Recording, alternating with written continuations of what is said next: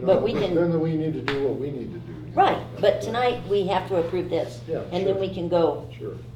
research the other further, right? We can, and we will. Okay. Any other questions? Mr. Yeah, Chairman? actually, I have a couple of other comments. You know, as a council member, we got this packet at 5:30 on Thursday night. City Hall's closed on Friday. I had literally, not I, we all had the weekend to try to break this down, understand it, digest it, and come back with questions. I don't know how we as a council, and I don't know how we as a city can put together something, and granted, Hannah, I think you did a fantastic job on the presentation today, but I have a myriad of questions pertaining to where these numbers came from, how we got to certain things. And there is absolutely no way that anybody can sit down and digest that, put together a list of questions, come back to City Hall, get a response, understand what that response is, and then figure out if that satisfies the question that you had. There's no possible way you can do that. And I think it's very unfair. It's unfair to everybody involved that we are, you know, I appreciate what you're saying, Ms. Mayor, but, you know, we have to approve this tonight. Well, we don't have to do anything. We can put this back to committee and we can sit down and we can approach this with a little more time to answer some questions that may exist. I still have questions on the budget, and that was a simple answer for me to vote no on it. And I see that Mr. Garrett had an option of going back and buying some additional time, as it was an option 1 and an option 2 on one of the items. And I just think I think we're doing a huge disservice to ourselves, and we're doing a disservice to the public, because we're jumping into this so quickly that it's impossible to understand where everything came from a backup perspective. I'd like to comment on that. Thank you, Hannah and staff, for a great budget. This budget shows from this year 5 years out. Last year's budget was from that 5 years out. If you go to last year's budget, you'll see this year's budget and then 3 more. Mm-hmm. So we are always looking at in advance 5 years, predicting. And if you look at the budget from last year, these increases are maybe 1 or 2% from last year's ending budget. That correlates directly into this. You could go to last year's budget, the pieces of paper that we had there, and they're very close to this. So you can go in very easily, even from Thursday evening, to look at this. And what I did, I would just kind of compare a little bit, and they actually show you the previous year. So there's no jumping in all of a sudden, and this is a shocker of a budget. It should be the way all cities do budgets, because we're showing we're in the black, we're doing something right, and everyone else is jumping all around, and they're in trouble this year, and they're okay the next year. But we are always in a 5-year rolling cycle. It gives the departments a very good understanding of how to budget for that truck, or for that roadway, or for this water system, how to get that budgeted. It might not be next year, but it'll be 3 years, but it's in the budget. If you look at this, it shows you 3 years, 4 years down the line after this year. I think it's a great way to go, and I'm very proud of staff the way it's presented. It's not a total shock or surprise this evening, because we saw most of this data in the last 5 years. So that's just, and that's not saying, Ken, you're wrong, or... I wasn't here 5 years ago, Phil, but that's never that's not the point. Well, actually, the budget is always there for the community every year. Whether you were here 5 years ago or not, the public has this available all the time. So I'm not trying to say you're wrong and that, you know, we have to go back and do this, but I'm saying I'm satisfied with the timeline that we've been given to do this, because we should be doing it as our fiduciary responsibility as council people, looking at this throughout the year. We have a mid-year. We have quarterly reviews by staff, and it's brought to the council. We have ample opportunity throughout this process until we get to tonight, and it's just, okay, it makes sense. It's exactly what we thought it was gonna be, and it's a budget, folks. It's not, we have to do it this way. We can make, in 3 months, something goes south on a particular budget, we come back and say we have to adjust. This is our best guess of what the revenues are gonna be for each department, for the total general fund. It's our best guess for expenditures, and it's pretty simple, you know, and how this works. Unless we get really whacked with some calamity that throws us out of kilter, we come back, we have reserves. We're a good, healthy reserves in our funds, and that we're investing. We have local agency investment fund that we can take these reserves and make money on them. But at the same time, our checkbook is okay; it balances. We have a savings account, and our projections look pretty darn good. So I'm satisfied with the presentation, and I would like to go ahead and continue voting on it tonight. I would, yeah, and I have to, I'm not disagreeing with you, Phil, but I don't like the fact that it's 2 hours before we have to vote on it. I don't care for that, Okay. not one way or another. It, you know, it would have been okay if we would have done the last week of May. It's a special meeting anyway, right? So I really don't ever want to see us do this 2 hours before a council meeting. It's creepy to me, you know? Well, I believe we've been doing it And this was a all great along. presentation. Yeah. No, this is the best one we've had in a long time. And it's put out where people can understand it, we can understand it, where in years past, Yeah. it was gobbledygook, you know? Well, none of us are- But let's not do that anymore. Let's put it out a week before, or 2 weeks before, so everybody can digest it, everybody can talk about it, and then we can ask questions about it. And that just seems to make sense to me, you know? Okay, I appreciate that. Yeah. Any further questions, Mr. Hickey? No, thank you, Madam Mayor. I'll entertain a motion to adopt a resolution establishing an appropriation limit pursuant to Article 13 of the California Constitution and repealing Resolution Number 3117. I'll second that. Well, I didn't make it, I was just, If you're making a motion, I'll second. how's that? Okay. All right, I'll second. It's been moved and seconded, all in favor say aye. Aye. Aye, opposed? No. Moving on. Let the Number record 3, show. oh yeah, I'm sorry, let the record show 3-1, please. Salary plan for each position classification in city service as required by CalPERS. So I'll take over. Thank you, Honorable Mayor Pro Tem Wiggins and council members. Again, Hannah Chung, Finance Director. So the last amended salary schedule that city has adopted was on June 5th, 2017 by Resolution 32-17.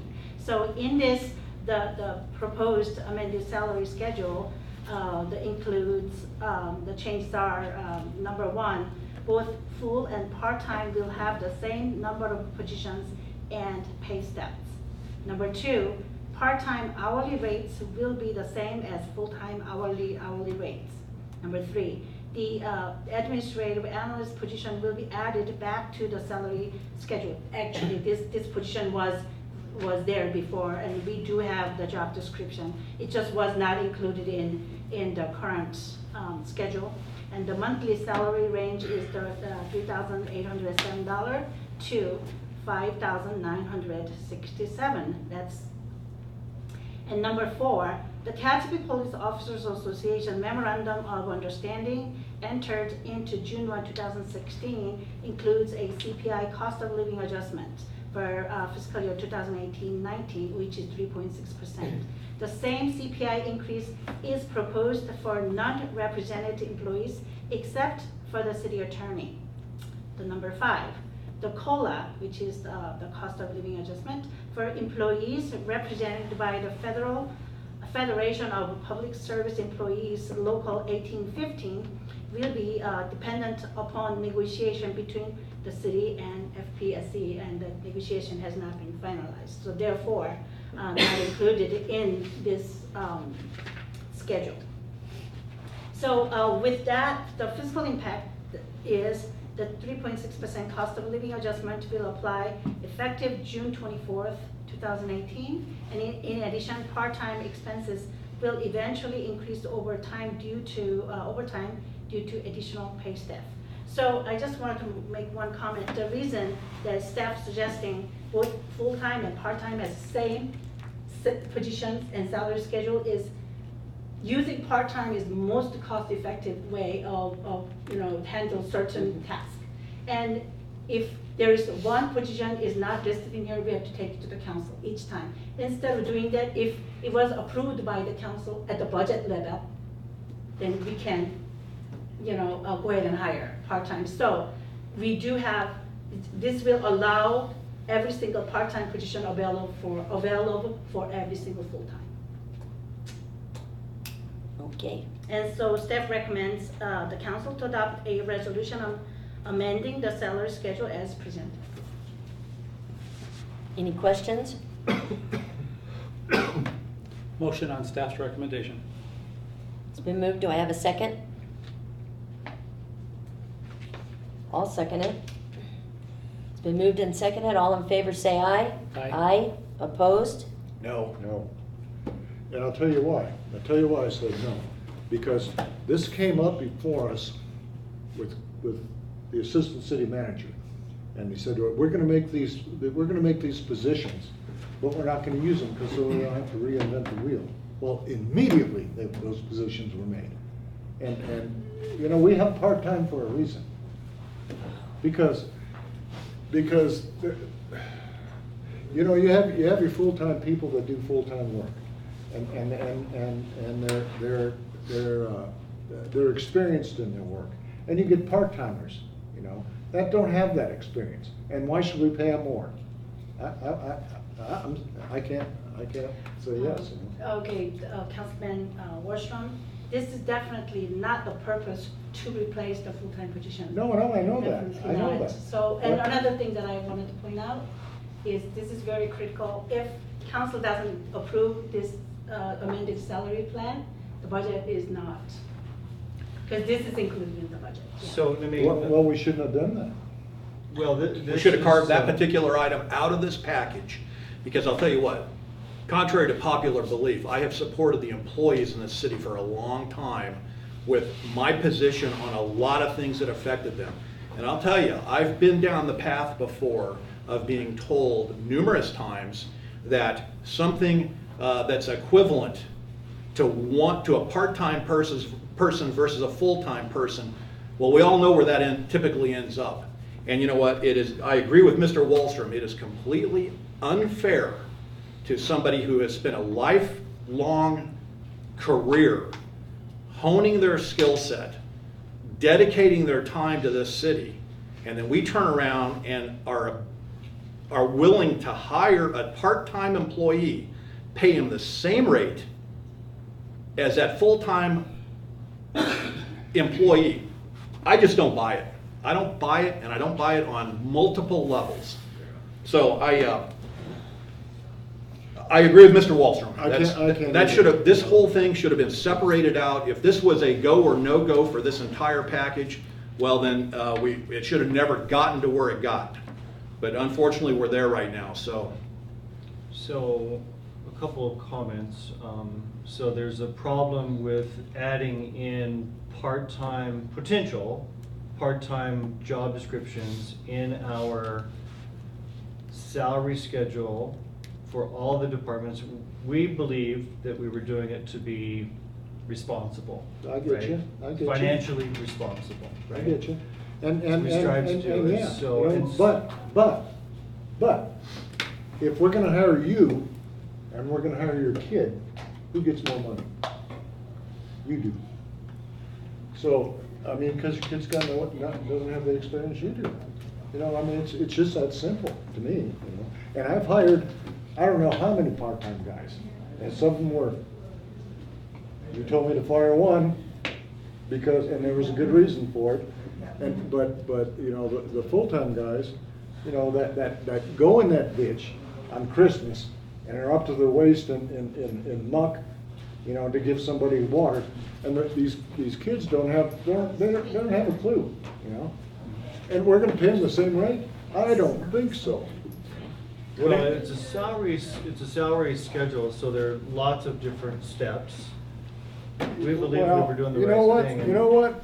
I think that we ought to have for a part-time person, we ought to have a part-time pay, period. And we've always had that, you know? And no, I'm not gonna insult these people that have been there for 25 years, that know exactly what they're doing, and will show up on a dime. No, I won't do it. Well, that was not the intent. No. Well, That was not the intent. Well, what the intent was, and what it's turned out to be, So what we can do, is two different things. why don't we amend the salary schedule to remove those positions, right? We need to pass this tonight because CalPERS requires it. Yeah. I understand And that. so we can remove those positions. Let's remove the part-time positions, and then we just pay them what we pay them. And leave the rest alone. So, This is the exact reason we should have had this discussion weeks ago and not the 2 hours before the main city council meeting. And how we got here, it's not anybody at this front's fault. So if you need to do something, Mr. Garrett, I suggest you do it, because right now, it's a no. Well, you can amend this salary schedule right now with a motion. Would Well, you go I don't with know that? what we're gonna amend it to. Well, remove the part-time positions. You can ask us to. Can you bring go with Now- that? Or Now- we can bring it back Let- without these positions. Let's do that. And now, are we gonna be increasing other people's salaries in this? The only increase is the 3.6 cost of living. I get you. I get the COLA stuff, and Right. I don't have a problem with that. So- But it's not, we've been lied to once already, and I don't wanna get lied to again. I won't tolerate that. so, what if we do this? So if, I think the councilman, the Wordstrom, if I understand correctly, so you do not want to have all these different scales and same steps with the full-time. So what I can do it is, you can just direct us to use the previous part-time schedule and add the 3.6% factor, and just add 2 positions, which is council members approved during the budget, the code enforcement, and the finance analyst part-time position. So if you can direct me, just add those 2 positions with 2017-18 that approved part-time schedule. Then We can do that'll that. do that. We can do that. We can do that tonight if you like. That is more reasonable. to So me. we will do that, and we'll keep it as the same number of stats. Okay. So if you can make that- Now, the analyst, Part-time, finance department. yeah. Yep. You need that, Hannah? No, the admin analyst? The That's a- admin analyst is That's We've not a full-time. already part-time done that, position. haven't we? That's a full-time. That's a full-time position. So we're adding a new position. For, development services, new Correct. position. Potentially. Mr. Wallstrom, could I suggest something? Sure. We need to see this in writing. I need to understand, just like you do, like the citizens in our community need to understand this stuff. When we're talking about people's livelihoods and we're talking about salaries, let's get it in writing. Because otherwise, all this stuff can get all convoluted and we don't understand what we're voting on. It is my suggestion that this go back and we get a piece of paper in front of us that's very specific on what it says. We can understand it. If we have queries and questions, we can ask about it. Otherwise, it gets vetoed again. I mean, we can just keep doing this over and over and over again. We have to get to a solution, and I'd like to have a piece of paper, and I think you would too. I don't see why that's not reasonable.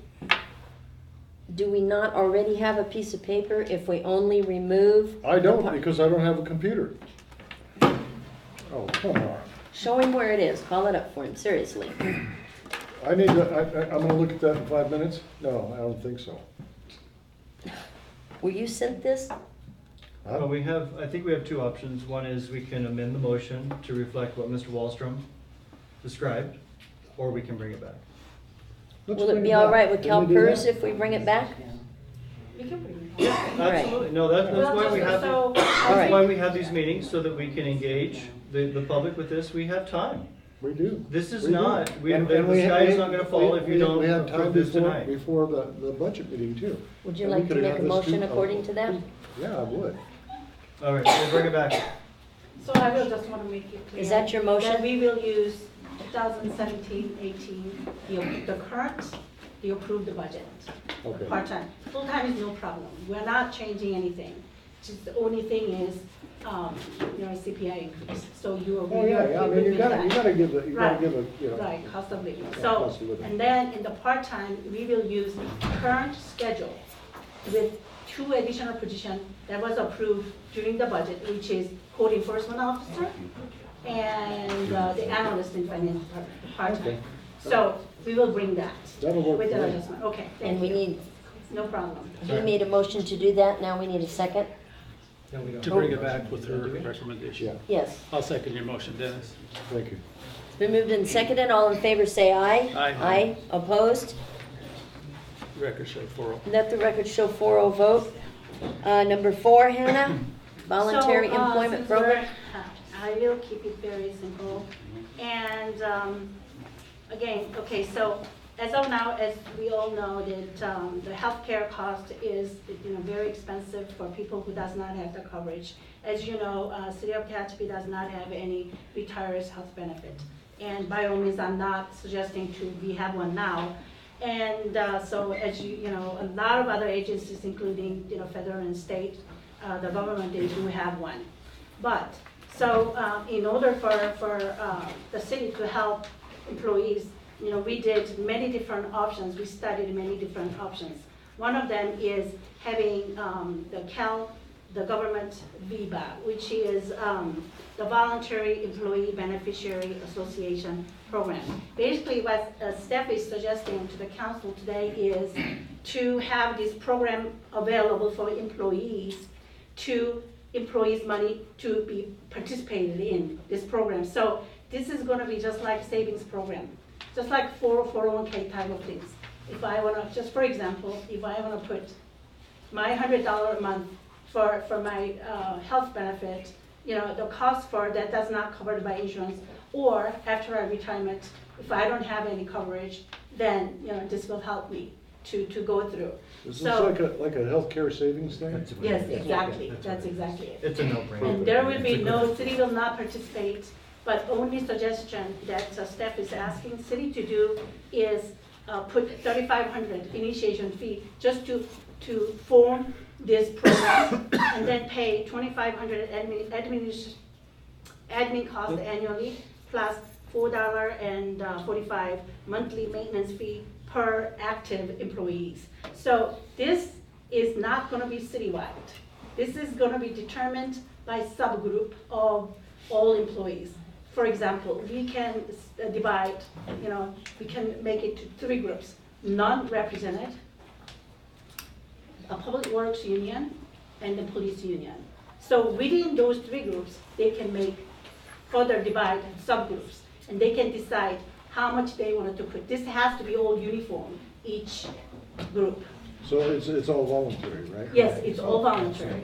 That's no And brainer. so, yes. For $3,500 a year, the city can create a savings account, in essence, with using the employees' money, not city money, employees' money, so they can save for their retirement health care costs. Okay. And this is tax-free, so we can put money in there as a future health structure. So staff recommends the council approve the attached resolution and implementing the VBA trust. Right, do I have a motion for that? I've got a question. Oh, yes, sir. Thank you, Mrs. Mayor. I have done a little bit of math. We've got a $3,500 upfront fee to initiate this program. Right. We've got another potentially a couple $1,000s per year at the $455 per employee. Right. Rather than we pay an outside entity to do this, if we've got that number of people signed up, why don't we take the $6,000 a year, manage that internally, split it up amongst the employees, and put it in a dedicated savings account for them?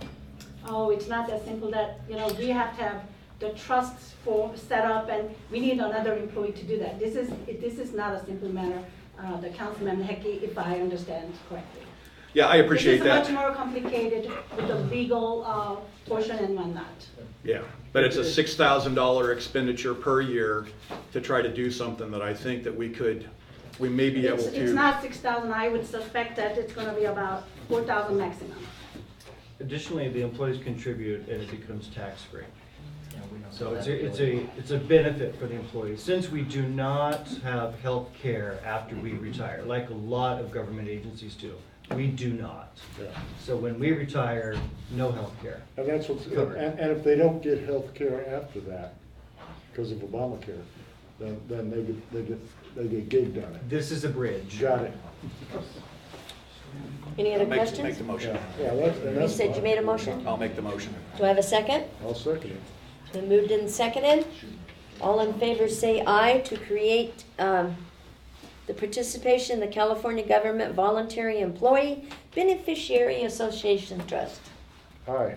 Aye. All in favor? Yeah. Aye. Aye. Let it show opposed. 4-0 vote. Thank you. And at this time, we will adjourn our special budget meeting. 10 minutes with our regular meeting.